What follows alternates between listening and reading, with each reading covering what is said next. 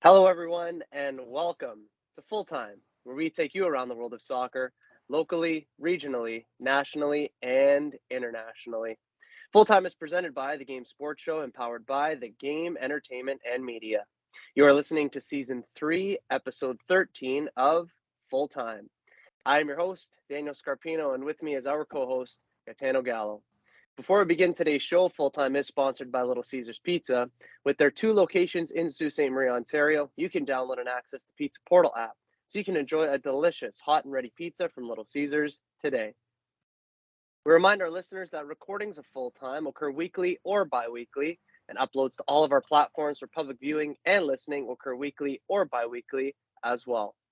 Folks, a very happy summer to you all as we are here together on this mid-July edition of Full Time. Gitano, it's the off season of soccer, and I put that in big quotation marks, of course, because as we know, there truly is never an off season in the beautiful game. How are you doing today, my friend? I'm doing great, Scarps. How are you? I'm doing really well, G. I'm enjoying my summer holiday and some of the beautiful weather that we've been having, without a doubt. So all is going well in my neck of the woods. In today's show, we will look at the summer transfer market, the CONCACAF Gold Cup, the Women's World Cup, the MLS, and local soccer. As always, if anyone would like to listen to our previous content, please check us out at Full Time on the Game Sports Show. And without further ado, Gaetano, and to everyone who has taken the time to tune in here today, let's kick off. We begin today's show by delving into what has been referred to on your end, Gaetano, as silly season. Gaetano, it is that very much so the summer transfer window. So much has already been done, and we aren't even close to finished yet. Gee, just your initial thoughts on the window so far and what we've seen before we get into things here. It's been hectic as we expected. Lots of big moves already. Lots of big moves still to come. Yeah, it's been silly season. I think has been pretty appropriate so far. Appropriate indeed, and like I said, there's definitely more to come. So the silliness will, I'm sure, continue. We are now going to take a dive into some of the biggest moves that have been made during this summer's transfer window so far. All of the information attained is from Football 365. Be sure to check them out for up-to-date articles of all the latest dealings in the summer transfer window. First, it's Declan Rice, who goes from West Ham to Arsenal. 100 million plus 5 million in add-ons is the fee. It has taken longer than most fans would have liked, but midfielder Declan Rice has officially completed his move to Arsenal.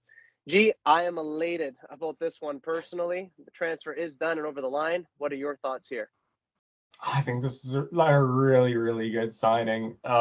It's a little questionable spending 100+ million on a defensive midfielder, but I think he completely changes Arsenal. He takes them to another level, and yeah, I think it's a really good signing for Arsenal and a really bad signing for the rest of the Premier League. It's definitely one step forward, if not two steps forward for sure. Jude Bellingham goes from Borussia Dortmund to Real Madrid for 88 million plus 25.6 million in add-ons. Gaetano, will this be the biggest deal of the summer? Um, Maybe. I think there's still rumors about Mbappe leaving PSG, and obviously, if he leaves, that's going to be maybe one of the biggest transfers of all time. But unless that happens, this Bellingham move is definitely going to be the biggest one for sure. Yeah, it's certainly made news and headlines everywhere. And like you said, if not for Mbappe, this could be one of the biggest, if not the biggest one. More business by Arsenal. It's Kai Havertz, who goes from Chelsea to Arsenal for 65 million. Yet another player to switch from Chelsea for Arsenal, joining ex-teammate Jorginho 6 months after he moved to the Emirates. Your thoughts on this move, G? It's a weird one. I kind of like it though. I definitely think he needed a fresh start. He was so good in Germany for Leverkusen, and he's never seemed to click at Chelsea. So I'm glad that he's getting a second shot at the Premier League here. Yeah, and it just comes down to what position he will play, but I'm sure that he will fit in at Arsenal very well. I also like the signing. Dominic Szoboszlai goes from Leipzig to Liverpool for 60 million. Newcastle had a good look at Szoboszlai's Leipzig release clause nearing its expiration, but Liverpool signed the attacking midfielder within a few days of their firm interest being reported. Gaetano, Liverpool get a midfielder in. What do you think? Another transfer I really like. I've always wanted to see him in the Premier League. He's always been so good for Leipzig. Slightly disappointed City didn't go for him a couple years ago. So yeah, to see him in the Premier League now, unfortunately for Liverpool, I think it's going to be he's going to be a hit. I think so too. I think he'll make a huge impact in the midfield, and I think he will bode very well for Liverpool. Mason Mount goes from Chelsea to Manchester United for 55 million plus 5 million in add-ons. It seems like a lot for a player with just a year remaining on his contract, but for that money, Manchester United are getting a Champions League winner who is still only 24 years of age. The add-ons are said to be very much in United's favor and are trophy dependent. Gitano, I am a big admirer of Mason Mount's game and his style of play, but will it suit United? Yeah, I think this is a massive win for United and a massive loss for Chelsea. To have to sell to a Premier League rival, basically their best midfielder, if not their best player, and like 55, 60 million, not a lot. Let's be real, considering Rice went for 100. So yeah, I think this is a massive steal for United, unfortunately, and maybe he won't hit the ground running this season. Still think they're probably a year away from being like actually good, but a massive addition for them. I agree in terms of the fee that you had mentioned for that type of player, not so bad. And he got the number 7 shirt, which I found to be quite interesting because I thought it may have gone to Garnacho there. But yeah, I think he'll be a hit in time at United for sure. Sandro Tonali goes from AC Milan to Newcastle. He goes from 52 million plus 8 million in add-ons. There is some dispute over how much Milan will receive for the Italy midfielder, but the general consensus seems to be that Newcastle will cough up around 52 million up front, with another 8 million in add-ons to follow potentially. Regardless, it was an offer that Milan and Tonali felt unable to turn down, with the 23-year-old signing up for 5 years at St. James's Park. Gitano, Newcastle acquire a well-regarded striker. What can you say for this one?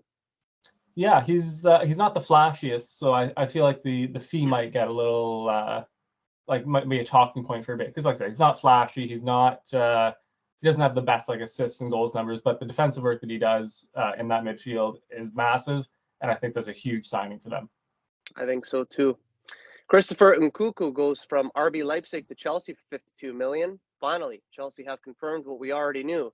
French forward Nkunku has signed a 6-year deal with Stamford Bridge club after a 16-goal season that made him the joint top Bundesliga scorer. G, is this a good move for Chelsea? I don't know. It depends the system that Pochettino is going to play. Because Nkunku, he's not exactly like a striker.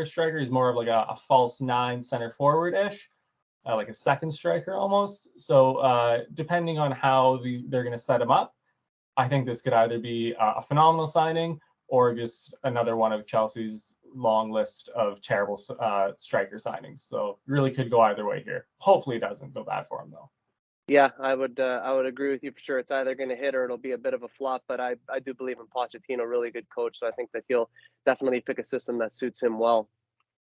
Manuel Ugarte goes from Sporting to Paris Saint-Germain for 51.2 million. Ugarte was wanted by Chelsea, who are reluctant to pay his release clause, opening the door for the French champions. Did PSG get a good one here, Gaetano? I mean, like I said with Tonali, he's not going to be flashy. He's not going to be, putting up goals and assists. But PSG kind of lacked some steel in their midfield for a long time. Yes. And that is exactly what they are getting here.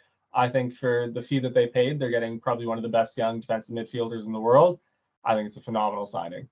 Yeah, and you look at all the successful teams down the year that have won major trophies. You need that bit of metal in the midfield, that bit of grit, that sort of grind type player that's going to be able to stick in and win balls in front of the back four and these sorts of things, and he can certainly do that. Ruben Neves goes from Wolves to Al Hilal for 47 million. One that probably no one saw coming. Ruben Neves is off to Saudi Arabia. Gaetano, what can you make of this one, not just from a business perspective, but from a footballing perspective? This is a weird one. So my first instinct is I'm a little disappointed that he didn't, go to a big European club. Still only 26. He's been linked with Barcelona in the past. So it is a little disappointing to see him move to Saudi Arabia. But at the same time, for the amount of money he's being offered to play there, you can't say no to that. That is generational wealth. So you can't fault him for accepting the offer. And I also still think at 26, he has that chance to come back to Europe at some point in a couple of years. Like a lot of players when they went to China in the early teens there, where they played for a couple of years and then came back. I think he still has that opportunity. So yeah, I think for him, he'll probably be one of the best players in that league and still kind of opened himself up to that opportunity to come back to Europe, and he secured the bag. Can't really go wrong there. They can't fault somebody for getting their money, but there's lots of reports online. Oh, he's going to regret it and these sorts of things. Like you said, though, he's still only mid-20s, so he's got that time to go there, do what he has to do, and possibly come back and play in Europe again. James Maddison goes from Leicester City to Tottenham for 40 million. A good bit of business from Tottenham, this is. In fact, it is a decent deal all around, as Maddison's Leicester contract was set to expire next year. The Foxes can now reinvest to gain promotion back to the Premier League at the first time of asking. Gee, a proven Premier League player is what Tottenham get. Your thoughts? I think this is one of the best value transfers this summer so far. You know that you're going to get probably at least 10 to 15 Premier League goal involvements from him. He's done it with England. He's done it obviously at Leicester. I think this is just a home run. I think it's a huge home run. Unfortunately, it's with Tottenham, but again, I'm a huge admirer of James Maddison as well. I think he'll be a great signing for Tottenham, and for that fee too, fantastic. Pedro Porro goes from Sporting to Tottenham, so more business for Tottenham. This one for 39 million. The Portugal right back becomes Tottenham's property, rather, having initially joined the club on loan on deadline day in January. He cost 5 million for half of the season, in which time he played for 3 different managers, which is quite crazy to think about. And Spurs were obligated to pay another 39 million this summer. Porro is primarily a wing back, so it remains to be seen if he could play in a back four under Tottenham's new manager. Gitano, your opinion for this one? Yeah, I think it's going to be mostly about the setup. You know, if Spurs manager wants to play in that back three or the back five that they've been playing with for the last few years, like I think he'll be great. Like you said, depends if we can see him play in a back four, how that works out. But 40 mil, he's only 23. He's put up actually decent numbers across Portugal and England last year: 6 goals, 14 assists in 43 appearances, so which is pretty phenomenal from wingback. So high hopes for this one. Definitely, and the adaptations from playing in a back five to a back four, wing backs versus a standard flat back four, they're subtle, but they do make all the difference. So time will tell to see if he can adapt. Alexis McAllister goes from Brighton to Liverpool for 35 million plus 20 million in add-ons. Brighton and Liverpool kept the fee under their hats for some time, but the deal is good and well done. We have to assume that if McAllister is a success, then the Reds will be liable for around 55 million, which could still turn out to be a bargain, especially if he adapts to playing a deeper role. Gee, we saw just how good McAllister was this past winter in the World Cup with Argentina, and we saw his development at Brighton as well. Did Liverpool acquire a player that will benefit them this season and for seasons to come? Yeah, this is a huge signing for them. Only 24. Not going to say that Brighton's a direct rival to Liverpool, but their team pushing for Europe and to kind of strengthen yourself and weaken them at the same time. And like I said, for 35, 40, rising to even 55, still a great value deal. I think so too. And you talk to most Liverpool fans, and they'll say that they're very happy to have gotten him, and you could totally understand why. Nicholas Jackson goes from Villarreal to Chelsea for 31.7 million. Jackson had a 30 million pound release clause in his Villarreal contract, with Chelsea unwilling to trigger that. Instead, they paid a little bit extra so that they could spread out the payments. The 22-year-old striker scored 12 goals in 26 La Liga appearances last season. G, your thoughts on this signing for Chelsea? I think this is maybe not a move for next year, but for the next couple of years. He's only 21. I don't expect him to be their starting striker with Nkunku coming in, but definitely not a bad backup option to have. And again, only 21. Can't really go wrong here. Exactly. And if you want to develop underneath a manager, Pochettino would be one of the ones that you'd want to do it under. So definitely for seasons to come, certainly. Joao Pedro goes from Watford to Brighton for 30 million. Brighton didn't wait for the end of the season to get Pedro signed, or for the McAllister money to clear in their account before announcing a club record deal 3 weeks before the end of the season. The Seagulls welcomed a brilliant young talent, as they quoted it, and many Watford fans concur. Brighton, Gitano seemingly doing good business this window so far. What are you saying about this one? Yeah, this is another great piece of business for them. We've seen them. They're almost like this is going to be mean to say, like a better version of Southampton in terms of, finding these young talents, bringing them in, and then selling them on for a massive fee. I assume it's only be a couple years before João Pedro is going for 50, 60 million easily. I think it's just a phenomenal piece of business by Brighton.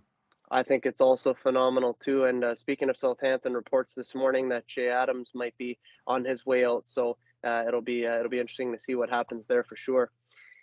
Giacomo Raspadori goes from Sassuolo to Napoli for 25.8 million. The Italy forward has already won a Scudetto with Napoli, having spent last season on loan.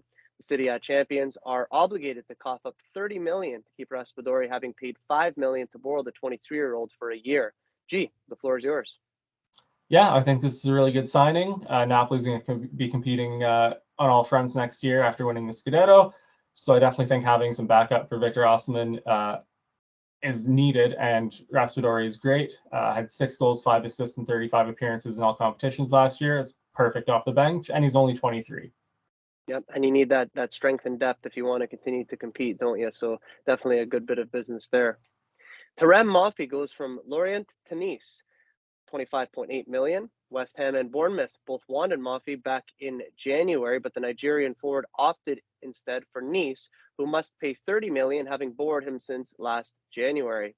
Lorient will also bank 15% of whatever fee Nice might receive for the 24-year-old, who scored 6 goals in 16 appearances through the second half of the Ligue 1 season. Gitano, a decent move out there in Ligue 1. Are Nice bound to improve with this signing? Yeah, anytime you're adding a striker who scored 21 and 30 and 38 games last year across all competitions, it's definitely an upgrade across the board. At only 24, you got him for at least a couple years before you can either sell him for even more money, or you have one of the best strikers in the world in your squad. I think this is a great move. I think so too. And when you're reading out stat lines similar to that, it's hard to turn your head the other way. So definitely not too shabby in terms of the business side of things there. Felix Nemeka goes from Wolfsburg to Borussia Dortmund for 25.8 million. The German international, who learned his trade at Manchester City, incidentally, has switched Bundesliga clubs, leaving his brother behind. Felix Nemeka is a fast, technically adept, and physically strong player who will enhance our midfield both offensively and defensively with his profile. He had a sterling education at Manchester City and played his way into the limelight at Wolfsburg last season, said BVB sporting director Sebastian Kell. Gaetano, some really positive words thrown out there for this one. Your thoughts? Yeah, I was a big fan of him and his brother when they were in the academy. Obviously, the path to the first team at City is, extremely difficult, and not everyone makes it. But there was always something about those brothers that was they stood out from the crowd a bit. I think this is a phenomenal move going to Dortmund, where they just take everyone and take them to that next level. I think he's going to be a huge player for them, and he's going to be massive in the next couple of seasons for sure. I agree with you for sure there. And one of the themes, I guess, that I am starting to notice just during our discussion here, Gaetano, a lot of these signings we can say are actually quite positive. We don't really have too much bad to say. Maybe Ruben Neves would be the one where you thought, I don't know about that one. But a lot of what's kind of happening here in our discussion is a lot of good business, which we don't typically get to say. So yeah, team's doing very well. And another team that continues to do well, I hate to say it, is Tottenham, because they signed Dejan Kulusevski from Juventus back to Tottenham for 25.6 million. He joined on an 18-month loan deal in January of 2022 with the option to buy him for 29.2 million, but Spurs have landed him for a little bit less than that. The Spurs' new manager, Postecoglou's first signing as Spurs manager, has 7 goals and 16 assists in 57 appearances for the club. More business done for Tottenham. Gaetano, what can you say about this one? Yeah, this is just, we know how good Kulusevski's been for them for the last 18 months. This is just another home run, just kind of being formalized, basically. Yeah, he's only 23, was pretty prolific playing alongside Kane and Son on the right-hand side. I think this is just great. I think so too, and I guess time will tell, even with Spurs, because reports this morning that maybe Kane might be off to Germany.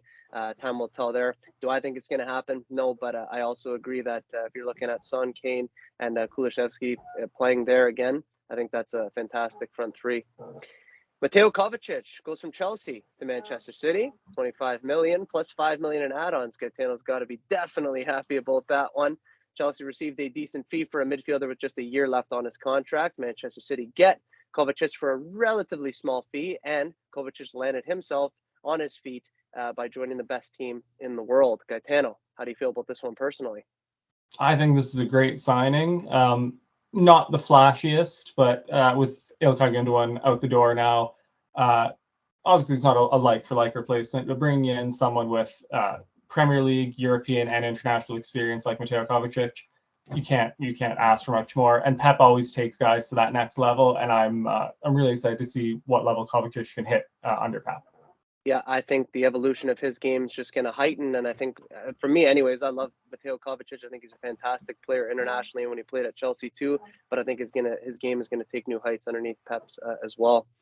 And finally, we talk about one that you just actually mentioned. That's Ilkay Gundogan, who's going from Manchester City to Barcelona. It's a free transfer without a buyout clause. With a buyout clause, rather, I should say. The Manchester City captain heads to pastures new for the next 2 seasons at minimum. Gitano, what he's done for Manchester City has been remarkable, to say the very least. Just your thoughts on this one, as I know that this one is kind of near and dear to you personally as a City fan. Yeah, this one hurts. This one sucks. This is a great transfer for Barcelona. But yeah, last season, 51 appearances, 11 goals, 7 assists. In his City career, 304 appearances, 60 goals, 40 assists. For only 27 million euros, he was signed for. He was actually Pep's first signing. Yep. And you look at the list of achievements: a Champions League, 5 Premier Leagues, 2 FA Cups, 2 Community Shields, 4 Carabao Cups, and was the captain for last season.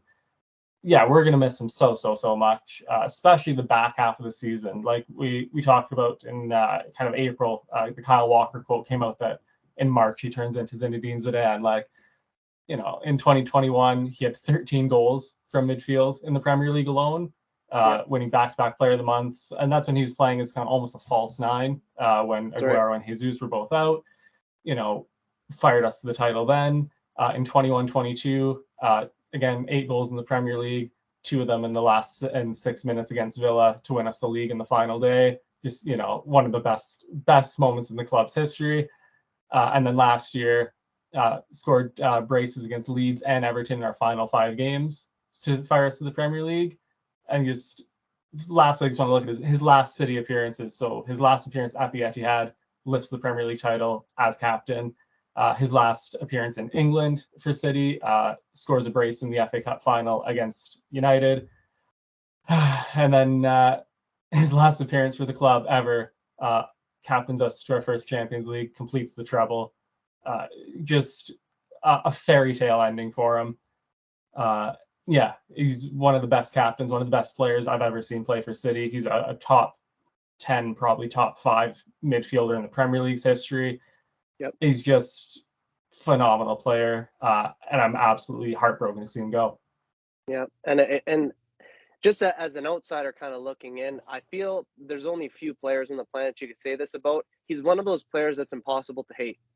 Yeah. You know what I mean? Like, you know, even if you don't like Manchester City at all, if you don't like their manager, their players, whatever, you cannot not like the guy. But yeah, like you said, fairy tale ending, and certainly a hero, if not a legend for City forever. So yeah, that one's got to be tough. But I'm sure at Barcelona he will be successful because he's still got good years ahead of him for sure.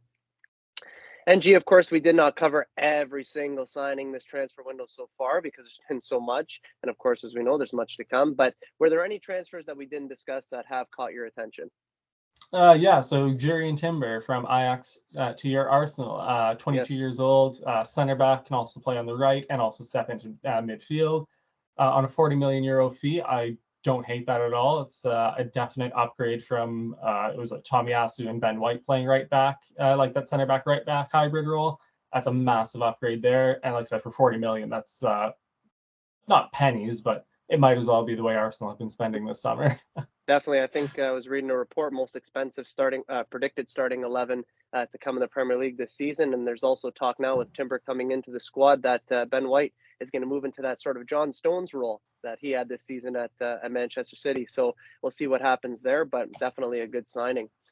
The transfer news will continue to unfold as clubs have until Friday, September 1st to make deals. As we know in the world of football, things can happen until the very last second. You can catch all of the latest transfer news here on Full Time.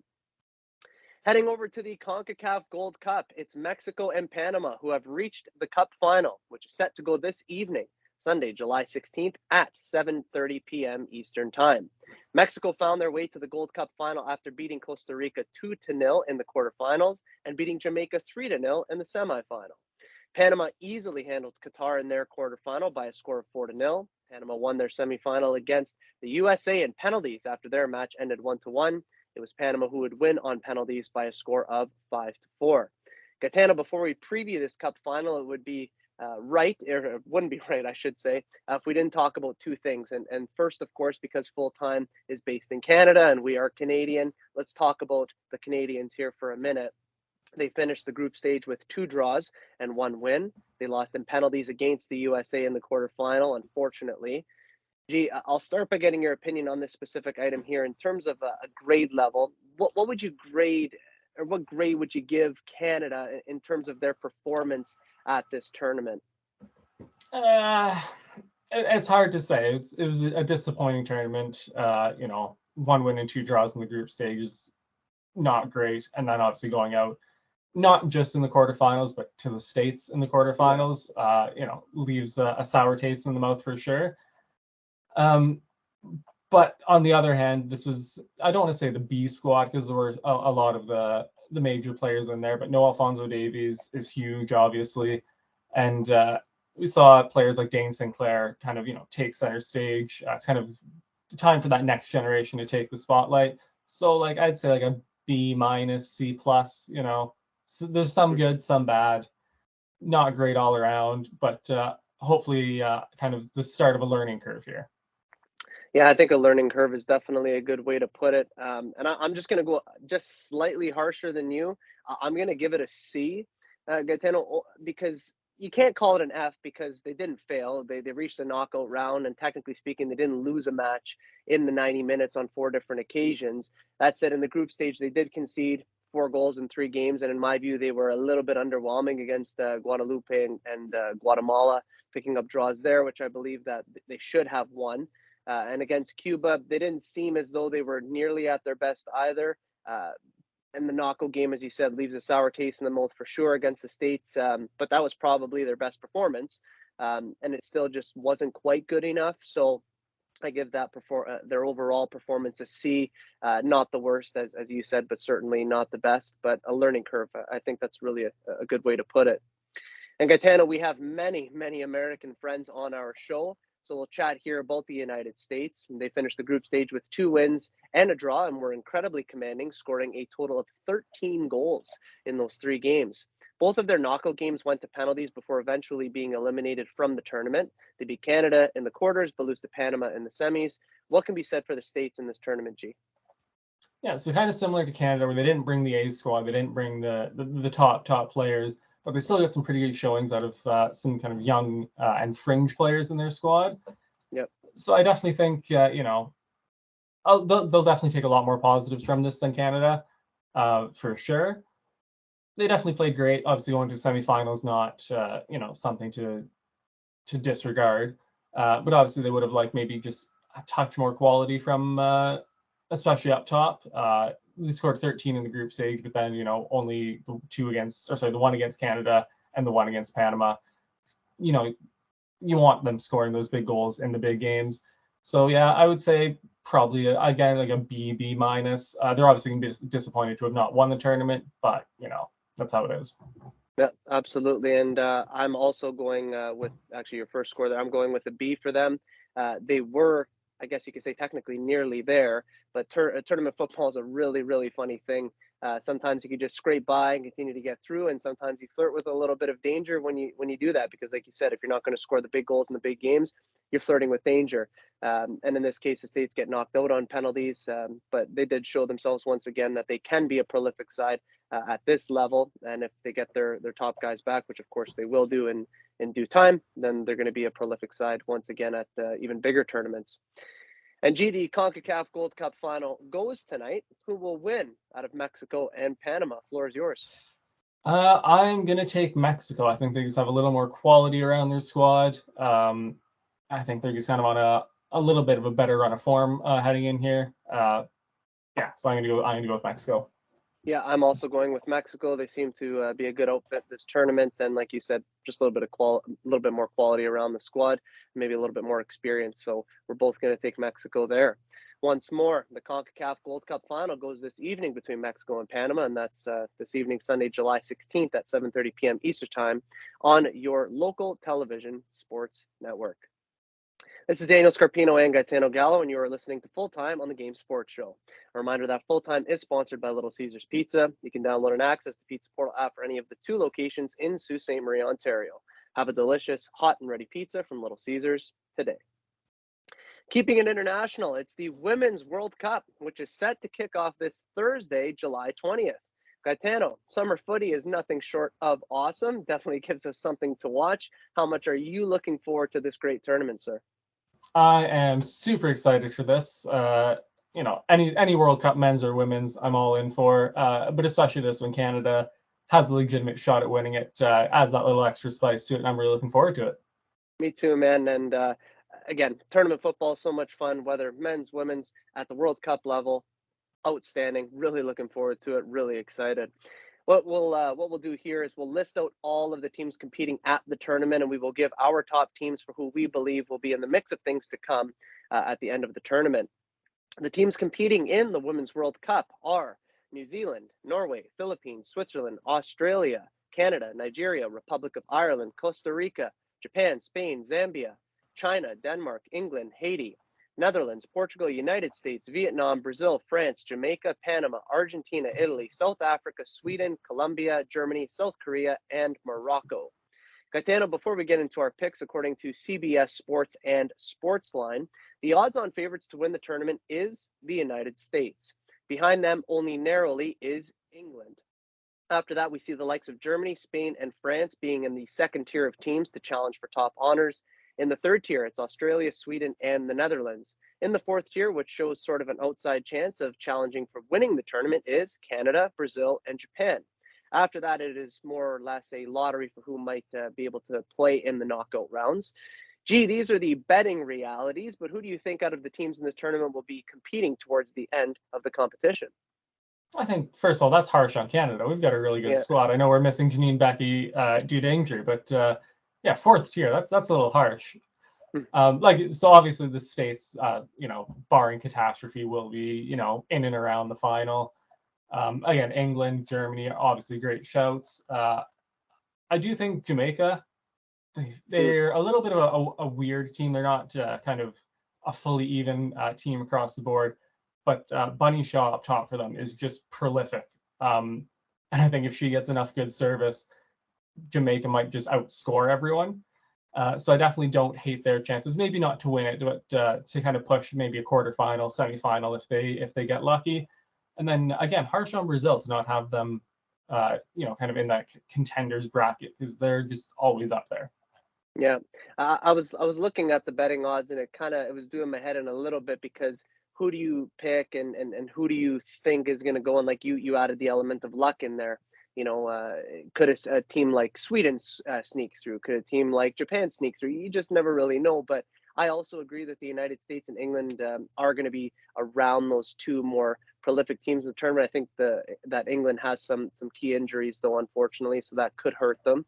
But I also like the likes of Australia, Germany to be in the mix of things. There's been some really good reports out on them. I guess if you wanted to call it that, that would be sort of my top four. But again, the likes of Spain, France, Canada, I think that they can challenge. I'd like to think that Canada would be in the mix of things, but who knows? Maybe it'll be Jamaica, maybe it'll be Brazil, maybe it'll be somebody else. Maybe it's somebody that we haven't even discussed yet. But I think the parity that's in there really is awesome, and I'm really looking forward to seeing what's going to happen in this tournament.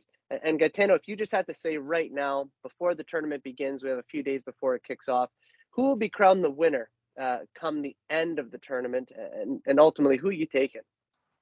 So this is going to be biased. I'm taking Canada. This group shown that they can do it in knockout tournaments at the Olympics, and really that's what this is. This is get out of your group, and then you need to win 4 games, and this group can do it. Those battles in the Olympics, they were not easy games, going to penalties for 3 of the 4. I think they have that mental strength. They know what they're doing. And yeah, I think Christine Sinclair is going to lift the World Cup for Canada and then retire. I know, actually, you know what? A coaching colleague of mine and I were talking about that the other day. He's like, you know what? She's still there, still cracking on, but wouldn't that be just an unbelievable story, eh? And I'll also take Canada purely out of bias, but the sort of dark horse that I'll say that I think actually could do some proper damage in this tournament and could be sort of that 1B, I think Germany.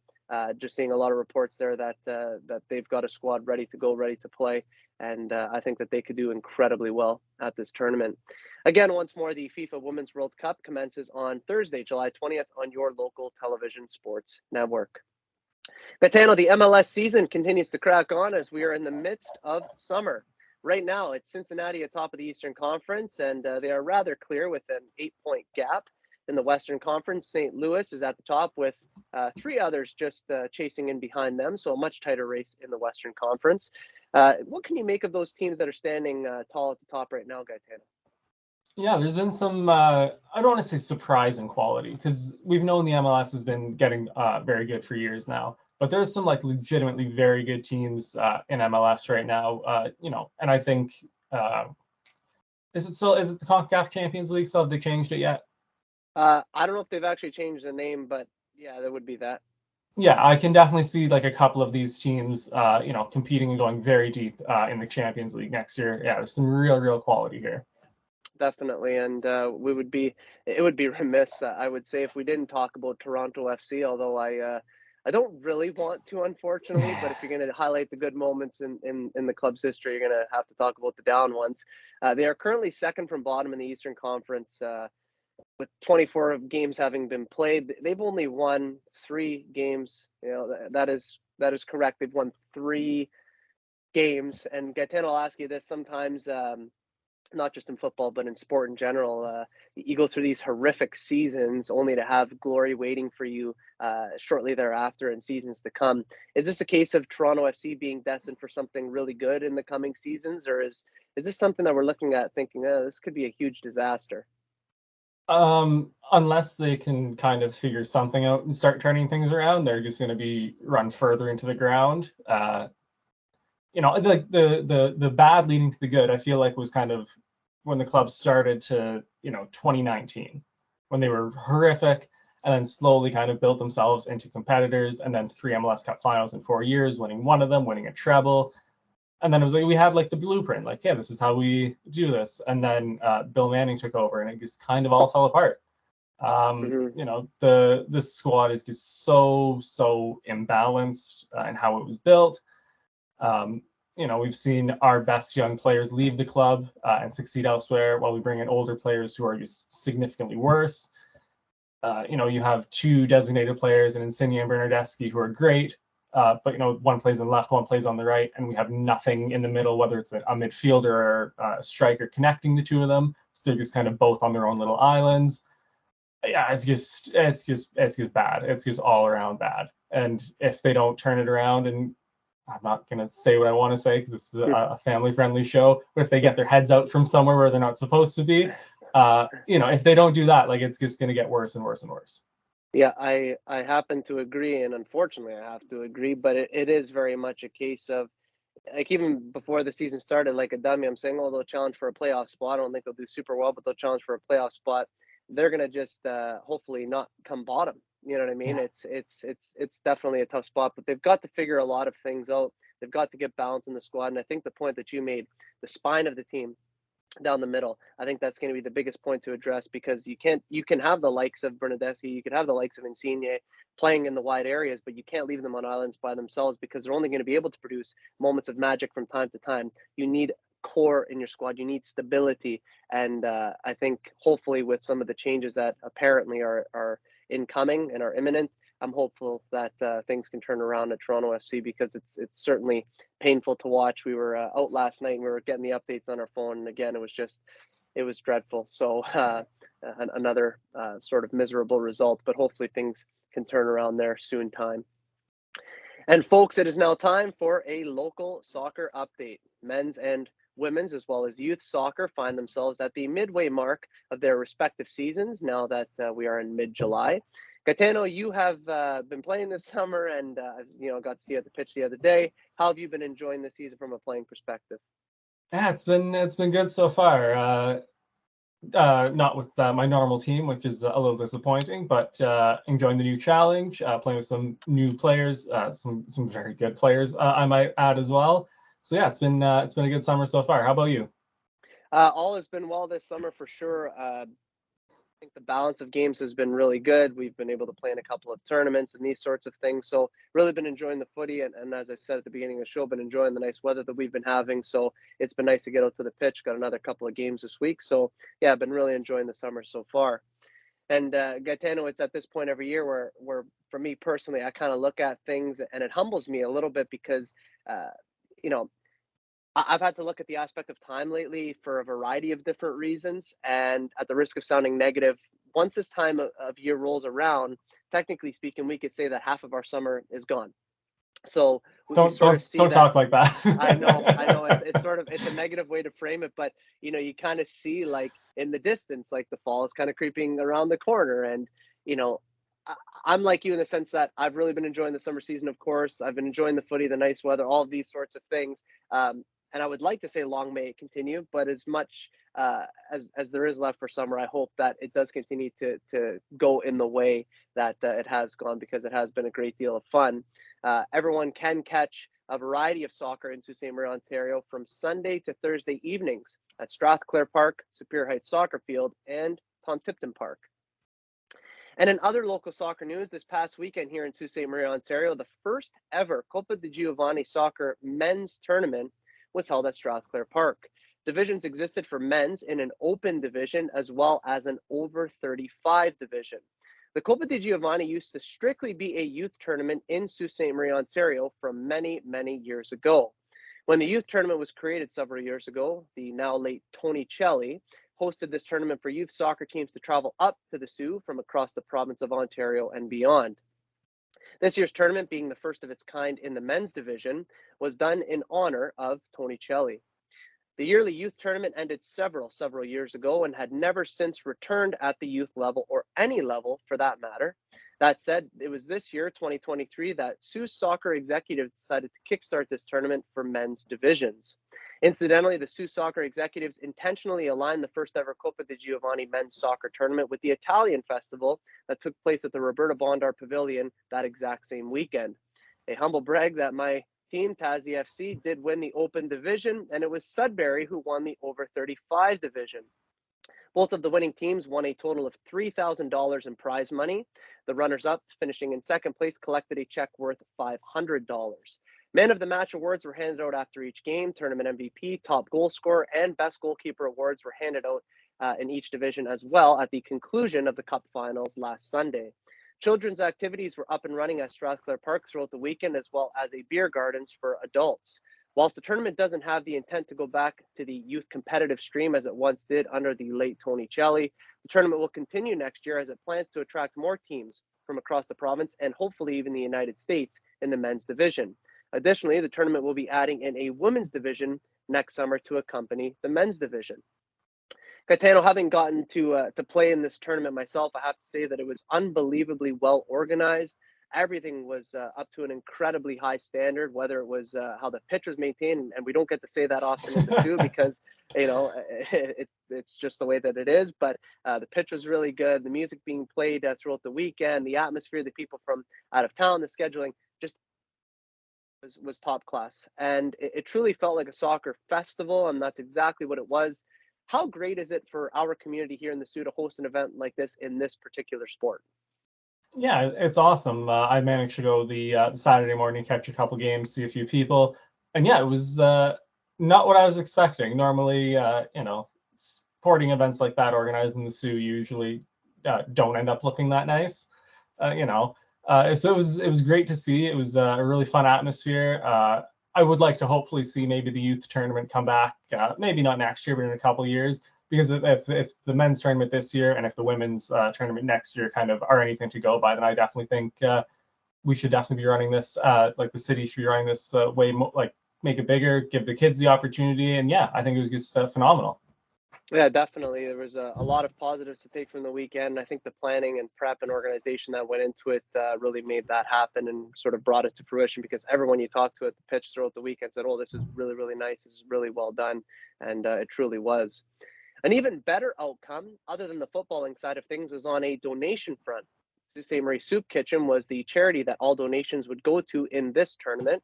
There was a $2,500, or there was $2,500 rather, raised for the Soup Kitchen at the conclusion of the tournament on Sunday, July 9th. Gaetano, how important is it in this particular aspect of the sport? Because we oftentimes don't talk about it, but this is something that's much bigger than ourselves, and ultimately the Soup Kitchen was able to benefit from that. So, your thoughts on this aspect of the tournament? Yeah, no, I think that's kind of the best part. We got to enjoy a weekend of soccer and the celebration. Seeing friends. Kind of partying a little bit, and then at the end of it, money gets donated to an amazing cause. So I think that's just win-win all around.